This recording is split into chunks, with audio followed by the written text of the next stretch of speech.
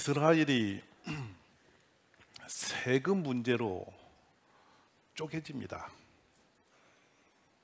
워낙 멋진 임금님이 통치하면서 나라가 강해지니까 나라가 잘 되면 세금이 많아져요. 근데 다음 아들이 대를 이었는데 불안한 거예요. 세금이 너무 무겁게 느껴지니까 당신은 세금을 어떻게 할 거냐 이걸 물었더니 아버지보다 더 거두면 거뒀지 줄이진 않겠다. 이걸로 쪼개집니다. 그래서 불만 세력이 북쪽으로 올라가서 이스라엘이라는 나라를 사마리아에 도성을 치고 시작하고, 남쪽으로는 유다 백성이 남아서 유대라는 나라를 세워서 이스라엘 조그마한 나라가 두 쪽으로 깨졌죠.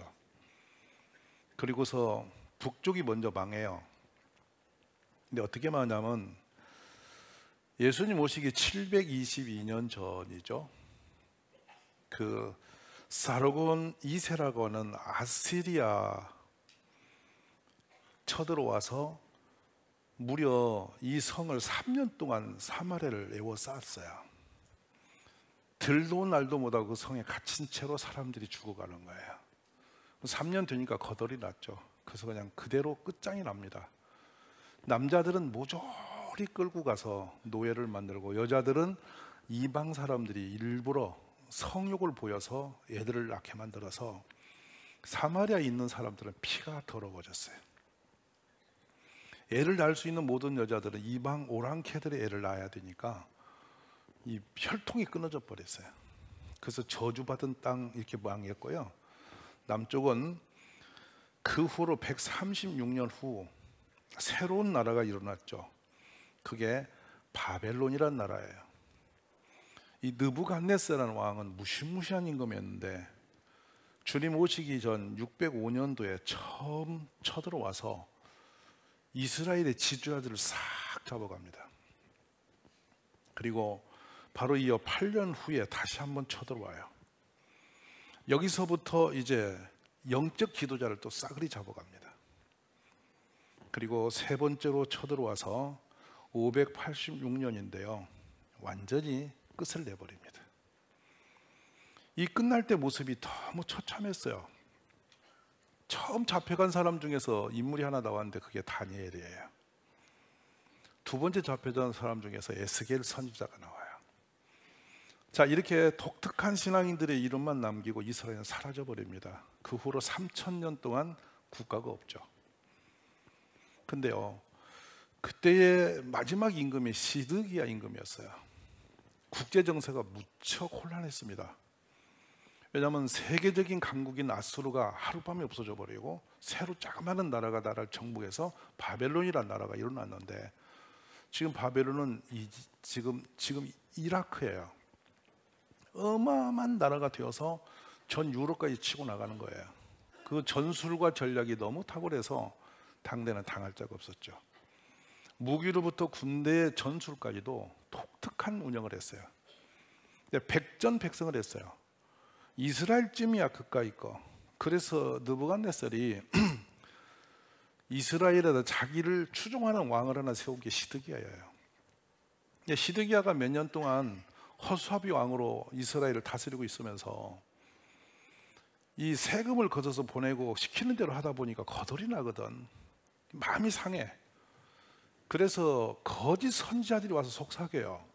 저 바벨론 금방 망하니까 염려 말고 하나님이 당신 도울 거야, 편안할 거야, 걱정 마, 이렇게 하면서 속삭이니까 그 말이 솔깃했어.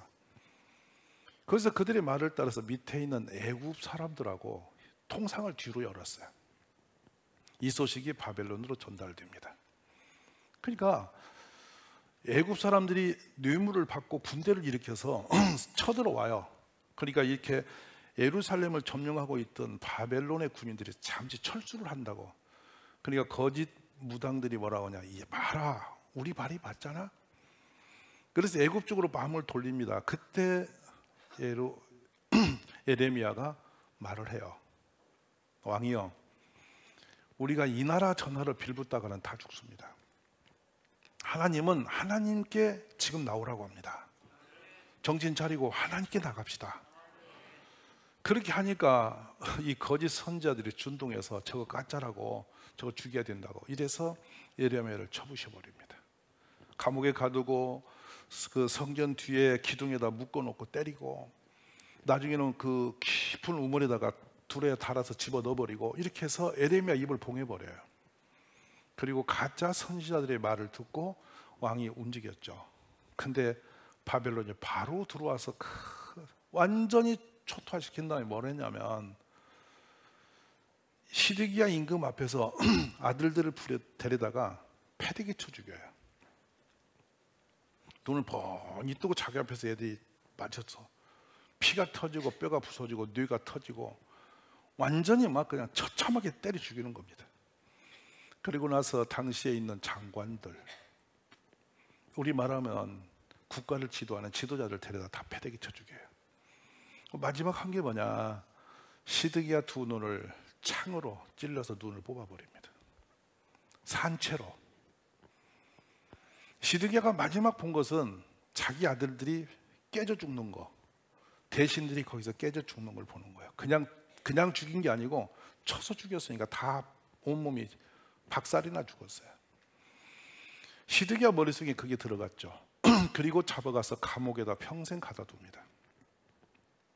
이게 이스라엘 백성의 마지막이죠.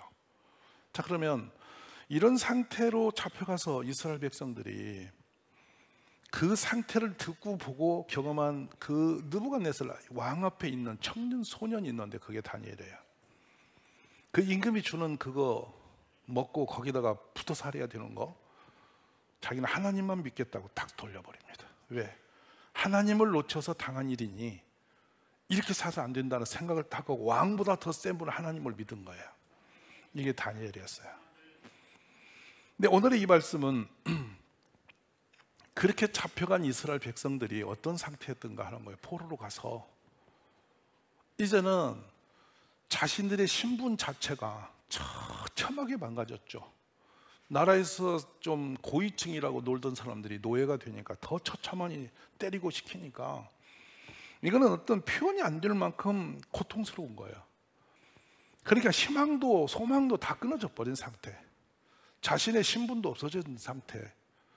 그래서 그들은 모든 걸 포기합니다.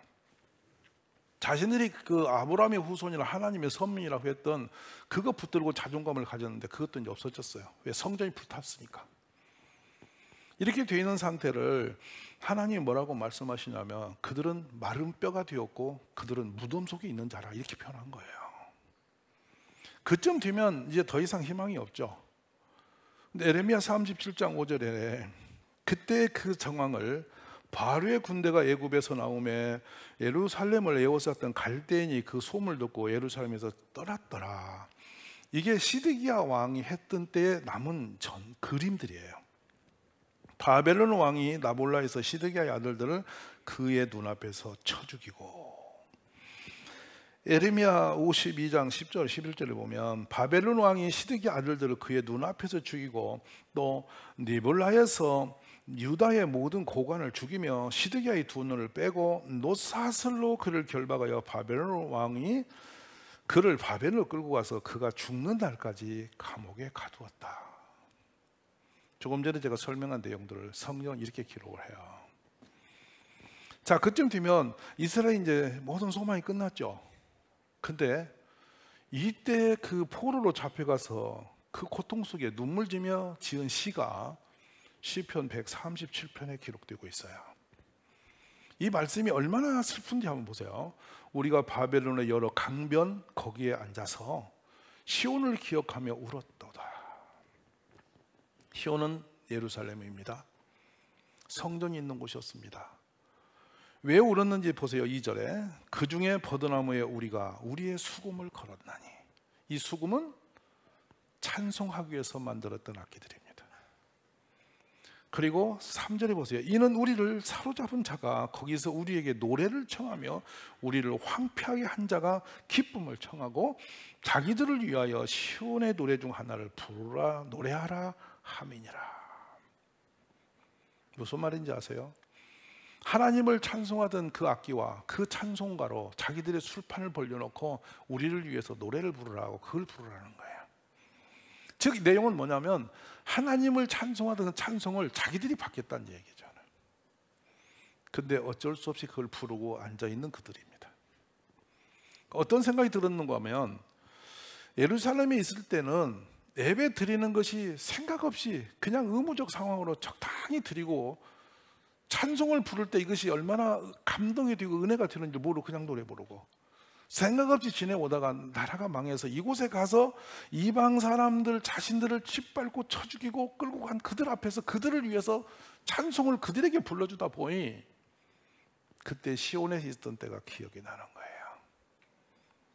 그때는 하나님께 그 찬송 부르는 게 생각이 없었고 힘이 들었고 귀찮았고 이렇게 예배드리는 자체가 힘들고 그냥 짜증나고 피곤하고 힘겨웠던 일들이었는데 오랑캐한테 와서 하나님 대신 이 노래를 부르고 해야 되고 이 수금을 타야 된다.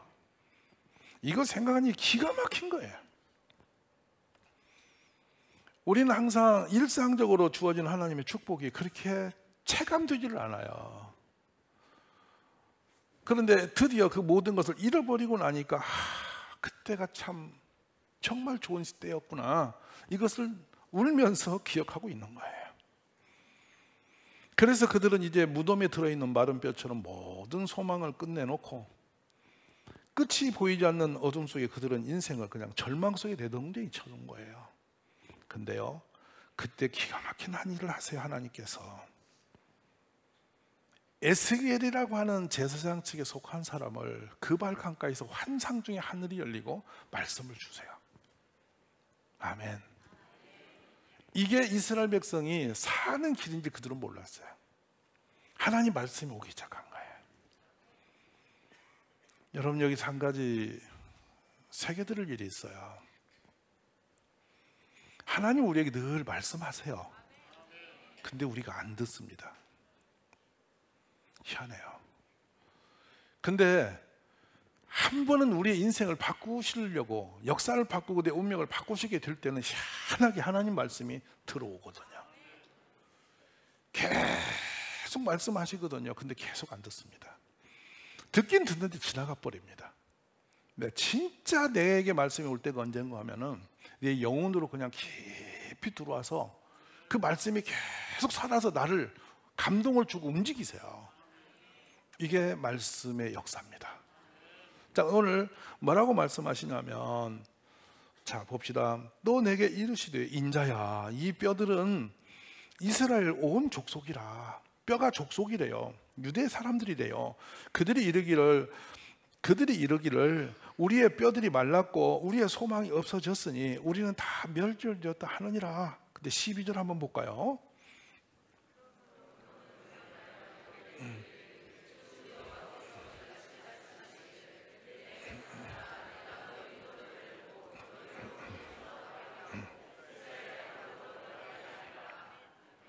뭐 하신대요? 무덤을 열고 거기에서 나오게 하고 예루살렘 땅으로 돌아가게 하리라. 상상도 할 수 없는 일이에요. 왜냐하면 바벨론은 당대 최고 강한 나라거든요. 어떻게 그 나라가 무너져? 말도 안 되지. 근데 자신들은 포로거든요. 갈 희망이 없어. 근데 갑자기 이 선지자를 통해서 야, 너희는 무덤에서 나와. 너희는 너희 땅으로 돌아가게 된다. 이걸 선언하는 거예요. 근데 믿어지질 않는 얘기가 지금 나오고 있는 거예요. 먼저 근데 여러분, 우리의 인생의 모든 문제가 풀릴 때는요, 하나님 말씀이 들려와요. 매일 들려오지는 않지만 어느 순간에 갑자기 팍 차고 들어옵니다. 저는 그런 축복이 우리 모두에게 일어나기를 원합니다. 희망이 없다, 소망이 없다, 이대로 우리는 다 끝났다. 현실로 보나 상황으로 보나 뭐 아무리 생각을 해봐도 우리에게는 이제 끝장이 난 게야. 이렇게 딱 떨어져 있는 그곳에 말씀이 탁 들어온다고요.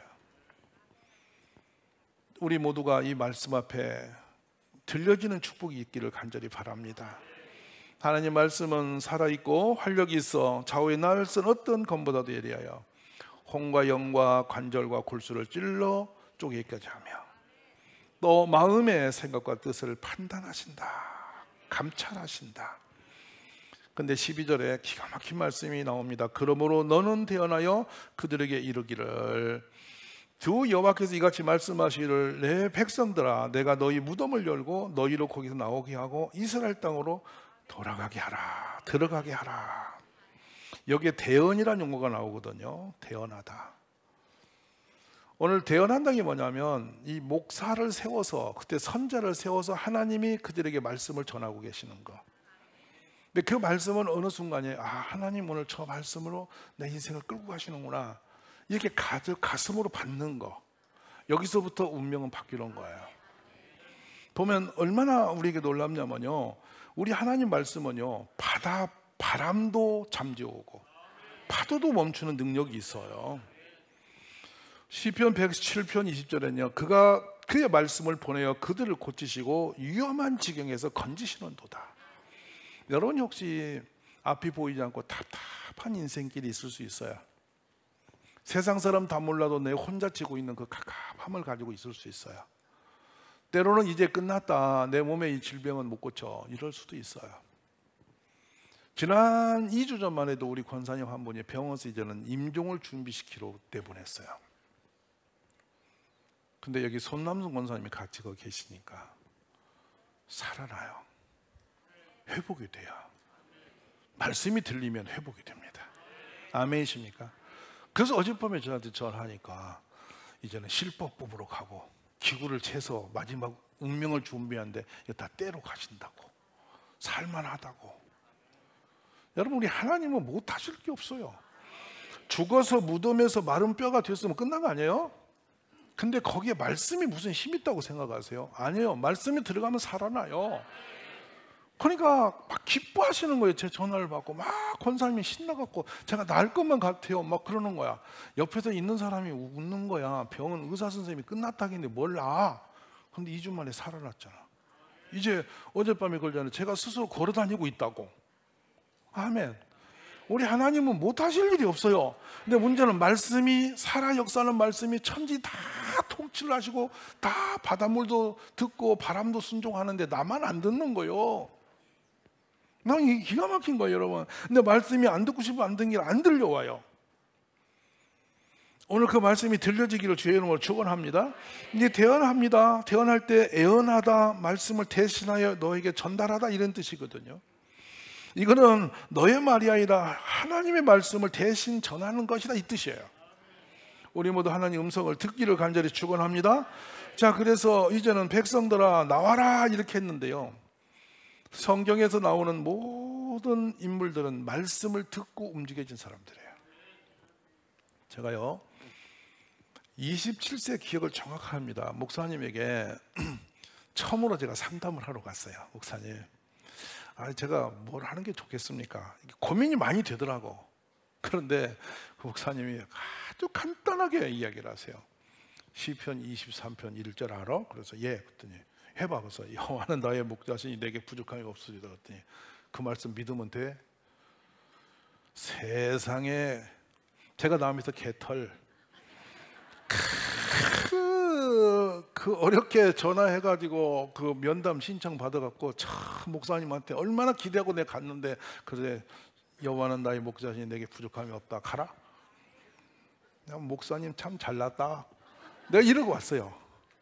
그 말씀이 머리로 알고 있는데요 저한테 안 믿어져요. 뭐냐면 하나님 무슨 목자고 내가 부족이 없기는 맨날 부족해 죽을 지경인데 눈만 뜨면 다 부족 없구만. 안 되는 얘기예요. 근데 이 말씀이요 34살에 믿어지더라니까. 그 말씀이 믿어지는 거야. 근데 얼마나 든든한지 모르겠어. 하나님이 나의 목자가 되는데 내가 부족이 없어진다. 이렇게 대박난 말씀이 어디 있지? 안 믿으면 여러분 자유고 이게 그때 믿어진 거잖아. 와, 그래서 이제 그때부터 기도할 때마다 이 말씀을 계속 고백을 하는 거예요. 근데 이 당진에 개척으로 왔는데요 2사람만 빼고는 다 적이었어요. 이 동네가.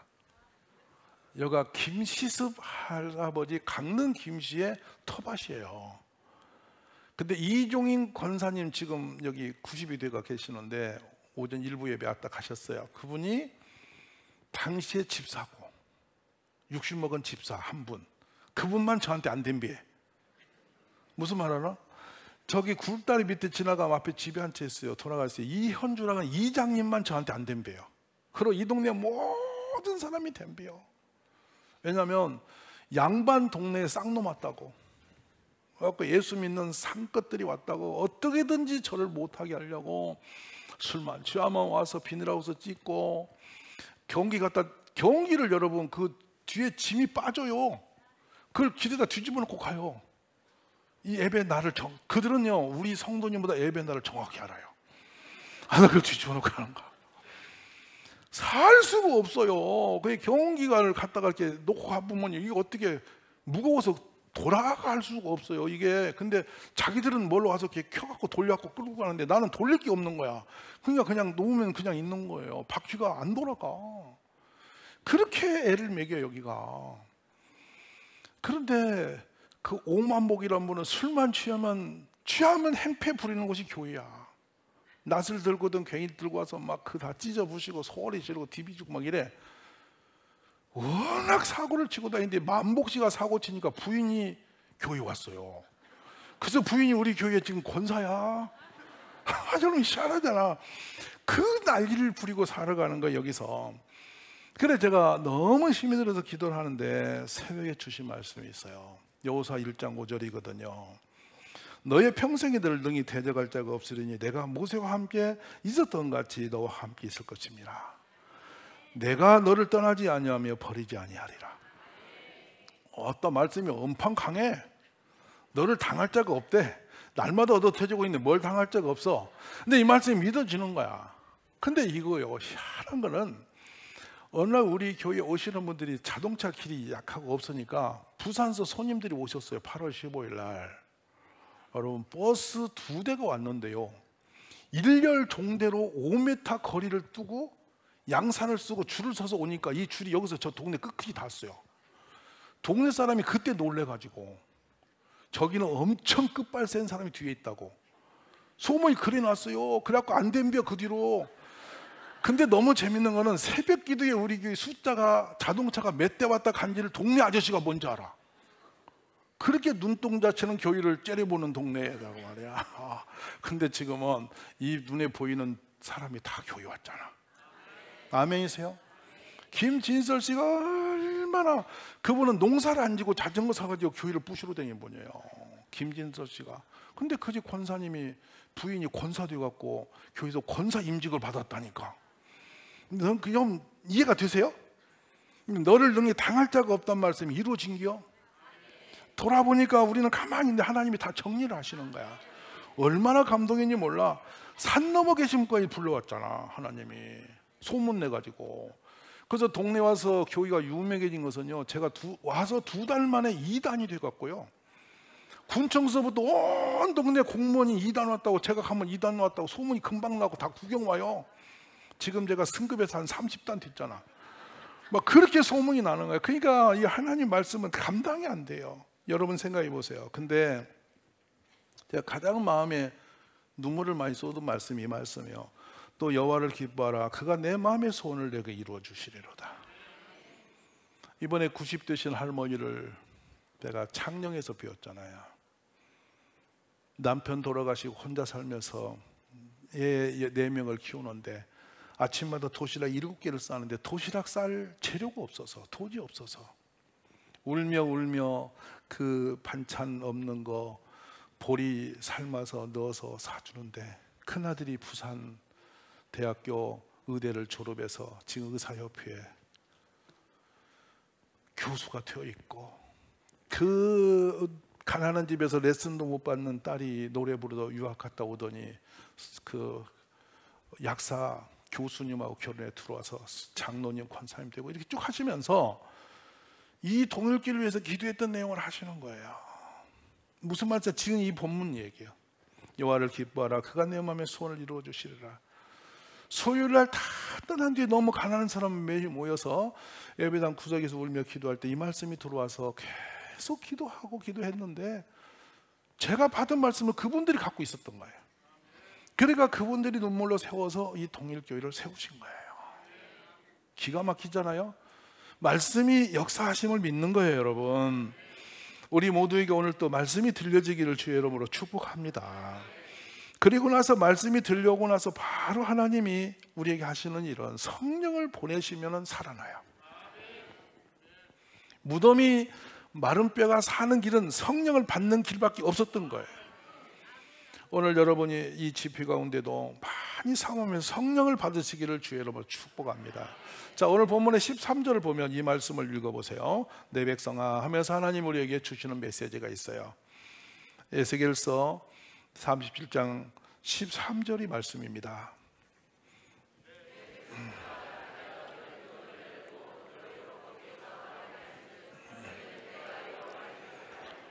기적 같은 상황에서 네가 나오게 되면 내가 하나님이야 이것을 알게 될 것이다.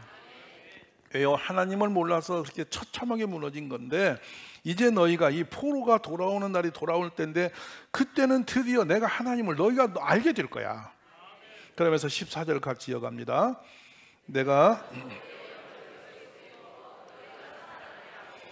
또 너희를 너희 고국 땅에 두리니 나 여호와가 이 일을 말하고 이런 줄을 너희가 알라.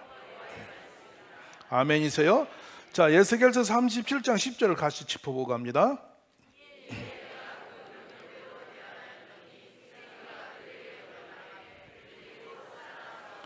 아멘. 네, 생기회가 들어가며 그들이 살아나고 큰 군대, 강한 능력의 세력이 되더라는 거예요. 이 말씀이 들을 때는 뭔지 몰랐다고 그들이. 근데요, 느닷없이 고레스가 왕이 됩니다. 이 엄청난 바벨론이 무너져 버려요. 하룻밤 사이입니다. 딱 하룻밤에 끝났습니다. 나라가 자고 나니까 딴 나라가 돼요.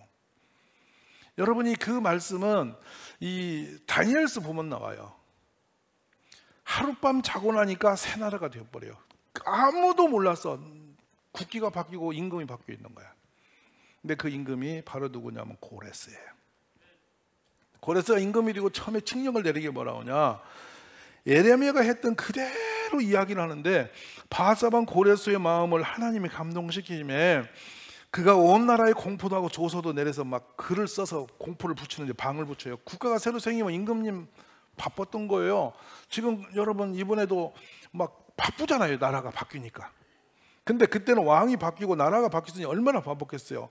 근데 뭐라고 말씀하냐면 바사왕 고레스는 말하노니 하늘의 하나님 여호와께서 세상 모든 나라를 내게 주셨고 나에게 명령하사 유다 예루살렘의 성전을 건축하라 하셨나니. 아니 이방 임금에게 무슨 예루살렘 성전을 지으라고 하냐고요. 사람이 시켜서 하겠어요? 어떤 사람들이 모여서 일을 하겠냐고요.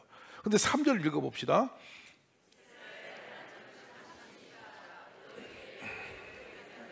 다 유다 예루살렘에 올라가서 이스라엘 하나님 여호와의 성전을 건축하라. 그는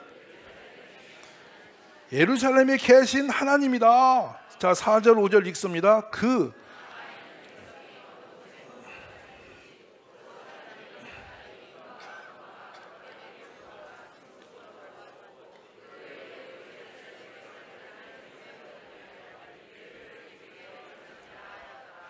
5절 이에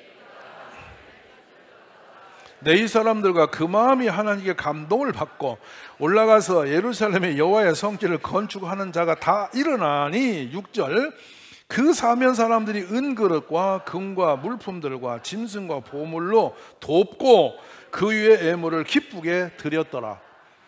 가겠다, 가야 된다 하니까 마음이 감동이 돼서 일어나서 간다 했더니 사람들이 재물까지 갖다 주더라는 거야. 누가 이래 했겠어요? 하나님이 하신다고요. 바로 이 감동은 성령의 역사하심이에요. 오늘 여러분들이 이런 축복의 주인공이 되시기를 주의 이름으로 축원합니다. 그래서 이 시대에도 하나님은 말씀으로 오시고 누구든지 오늘 말씀이 여러분에게 믿음이 되기를 바라고 그 다음에 성령의 은혜를 받으십시오. 그리하면 여러분에게 놀라운 기적이 일어날 줄로 믿습니다. 자, 그럼 끝으로 고린도전서 14장을 좀 깁니다. 1에서 12절을 한번 읽으면서 성령이 오시면 우리에게 일어난 일들이 있어요. 한번 읽어봅시다요.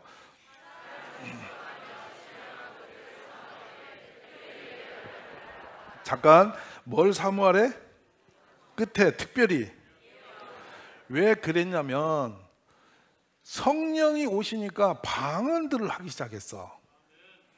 근데 방언은 자기만 알고 남은 몰라. 근데 그거를 이제 나중에 설명할게요. 2절로 이제 가봐요. 방언을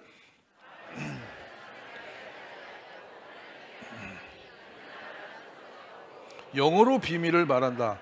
알아 못 들어 사람은 영어로 하나님과 비밀을 말하기 때문에 방언이라는 것은. 자, 3절.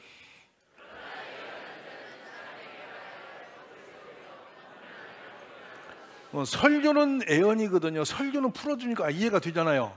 근데 제가 와 카바라 사바 카바라바 사바 오로 코로바 사바 샤바사바 샤바라바 샤크로바라 뭐라고 됐어요? 이게 방언이에요. 못 알아듣잖아요, 여러분. 근데 본인은 안단 말이에요. 근데 이걸 기도를 하면은 3시간 4시간 계속해도 계속 방언이 이어지면서 기도가 되는데 듣는 사람은 저게 뭐 하는지 몰라. 근데 그때는 이런 예배가 아니고 사람들이 이런 은사가 임하면 얼마나 감동이 되고 좋은지 아세요? 그러니까 나와서 내가 간증을 해. 그때 이렇게 예배가 아니니까 당 초대교회라. 그러면 한 10분만 하고 들어가면 좋겠어. 근데 방언했다고 방언을 여기서 한 3시간 혼자 해, 김 집사가. 그랬더니 박 집사가 울며 나와서 나도 은혜 받았다고 또 자기가 또 해. 예배가 안 끝나. 못 살겠어. 그래서 제발 좀 절제해라. 그거보다는 애언을 하든지 통변하든지 해야지 알아듣지. 왜 떠드노? 이 얘기를 좀 절제시키는 장면. 자, 그래서 4절 보세요. 방언을 말하는 자는, 예언하는 자는 교회의 덕을 세우나니. 5절.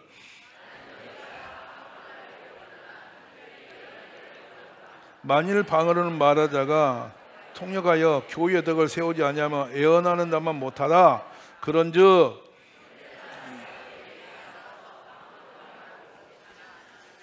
가르치는 것으로 말하지 아니하면 너에게 무엇이 유익하겠냐?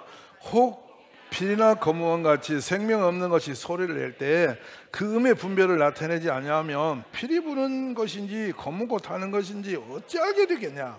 만일 누가 전투를 준비하겠냐? 이와 같이 알아듣기 쉬운 말을 하지 아니하면 그 말하는 것을 어찌 알겠냐? 이는 홍해다고 말하는 것이라. 이같이 뜻없는 소리는 없나니. 그러므로 내가 그 소리의 뜻을 알지 못하면 내가 말하는 자에게 의국인이 되고 말하는 자도 내게 의국인이 되리니. 그러므로 너 영적인 것을 사모하는 자인즉 교회의 덕을 세우게 하여 그것을 풍성하기를 구하라. 자, 39절. 그런즉